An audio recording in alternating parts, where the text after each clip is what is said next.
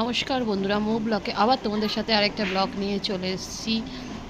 দুপুরবেলা থেকে ব্লগটা শুরু করলাম কারণ সকালবেলা সময় করে উঠতে পারিনি। আমি আমার নিজের অনলাইন একটা কাজ করি বলে। আর এখানে ভাত খেতে বসেছি, আমার ঘরেই বসেছি কারণ টেবিলে গরমে ভাত খেতে বসি না। সাধারণত খুব কমই খাই, আর তোমাদের দাদাভাই থাকলে তখন টেবিলে বসে খাই, না হলে একা আমি ঘরেই বসে খাই। যেটা তোমাদের সাথে শেয়ার করতে আসলাম যে কিছুদিন ধরে তোমাদের সাথে ব্লগ দিতে পারছি না। আর আমি জানি আমার চ্যানেলটা হয়তো মনিটাইজেশনের জন্য নয়, হতেও পারে না, কারণ অনেকটা দিন অতিক্রম হয়েছে। আমি কিন্তু ইউটিউব থেকে টাকা রোজগার করার জন্য আসিনি। আমি অ্যাকচুয়ালি ইউটিউবটা করতে এসেছি, জীবনের কিছু বাস্তবতা আছে যেইগুলো সমাজের সামনে তুলে ধরাটা খুবই দরকার আছে। কারণ তুমি যদি চুপ করে থাকো, তোমার ওপরে সবাই চেপে বসবে, এটা কিন্তু সত্য কথা।